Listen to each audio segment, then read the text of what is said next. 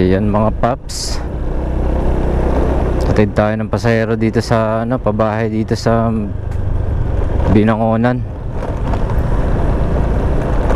Pangalawang hatid ko na rito. Medyo liblib na lugar to. Aakyat ka pa ng bundok.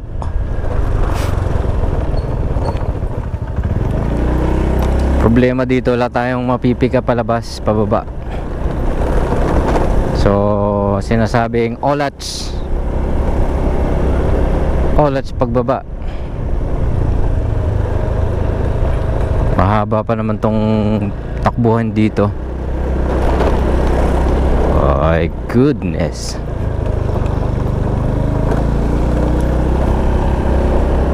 So yan, no, apakatahimik dito. Nakakabinging katahimikan. At tila ba bigla kang susunggaban dito ng Weto Lady. Ayan, sa kabilugan ng buwan. Wak.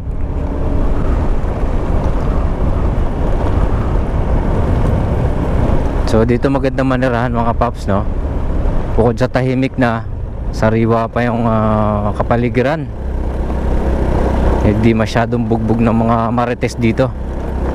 Bawal marites dito.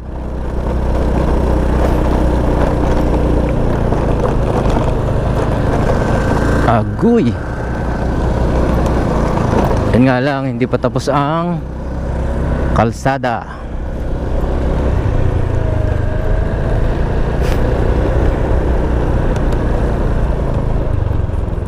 So right, parang ito yung kalsadang pauwi ng Bicol.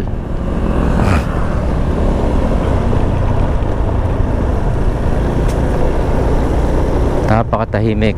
Pero may mga dito, no, may mga parang resto bar. Hindi ka na kailangan lumayo pa. Punta ka pa ng Angono, kaya Binangonan. May restaurant.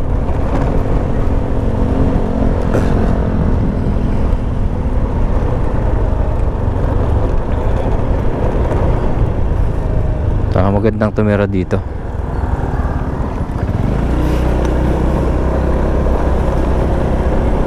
Pagka kukuha tayo ng lupa rito, lang, isang plastic lang na isang plastic labo. Pwede naman yata.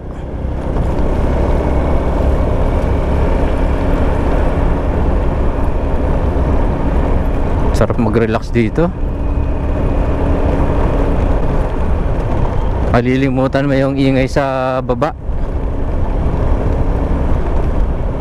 Mga busina ng sasakyan, mga muffler ng motor, mga bunganga ng mga marites.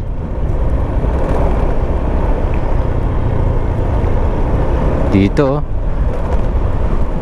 ang gagan mo lang dito, puro exhale.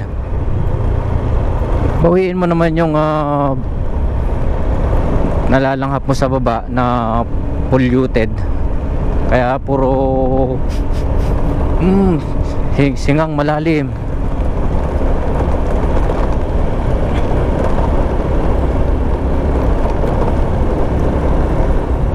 Problema dito pag gabi, no? Pero may mga pa naman may mga street lights pa naman. Kaya lang pag sumigaw ka rito, walang makakarinig sa'yo. Maliban na lang kung may mga nag-iikot na guard o re-respondihan ka. Kaya lang, kailan pagka nangyari na ang hindi dapat mangyari. Wala naman tayo sinabing masamang tao dito, no? Ay kung may dito yung mga nananggal, di ba, kapre, syempre yun,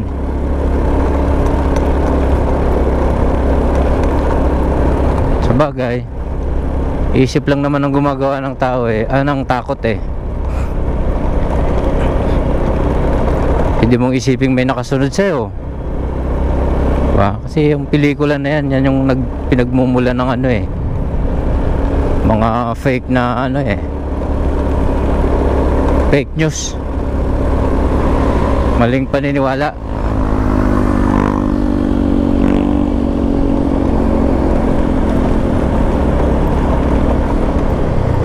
Grabe yung inakyat natin, medyo yun oh, yung isang bar.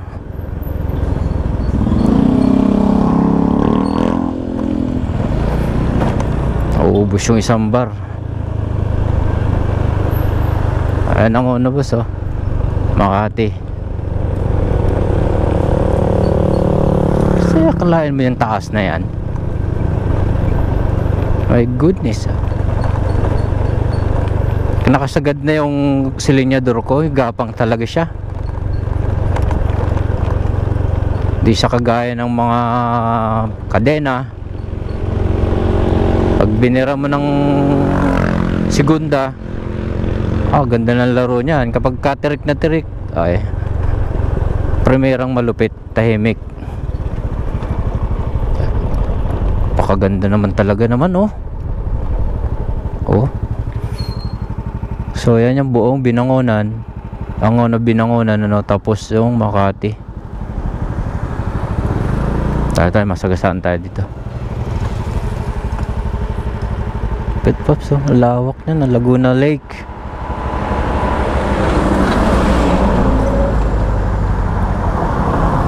Anyways, let's go.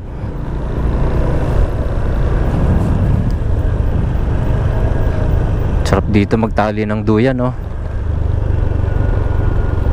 Oh my goodness. Oh my god. Sarap ni yarn. Ayan oh, mag-relax dyan oh.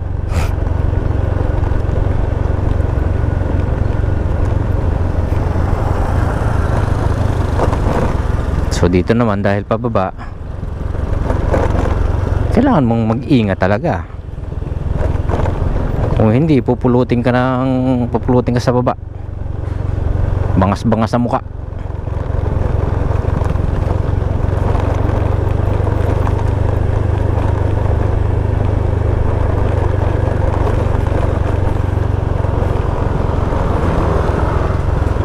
Talo tayo pag pababa dito kasi wala tayong makukuhang booking talaga. Ho ho ho.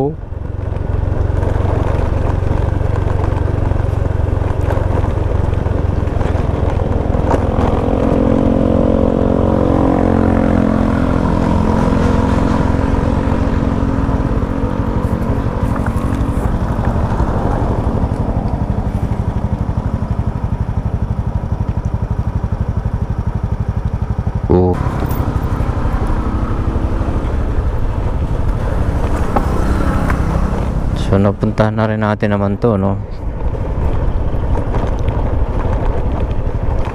Hindi ko lang na ano yung pinakang uy, nasanay ka na dito no. Diyan ka magpatakbo eh.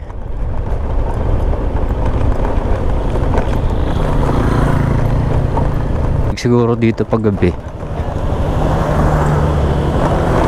Krok krok krok krok.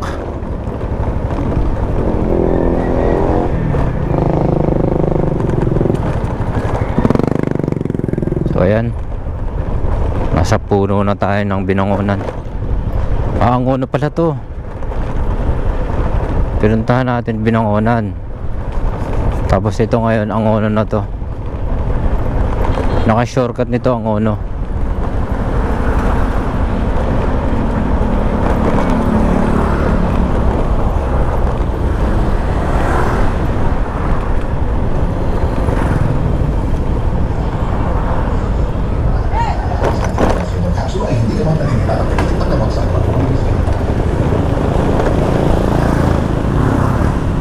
So yun na lang.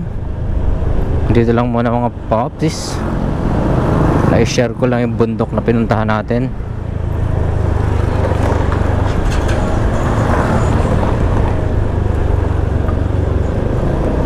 Private kasi yung lugar na yun mga pops eh. Mga pabahay lang doon. Hindi pa siya yung pinakang tourist spot na pwede mong pasyalan.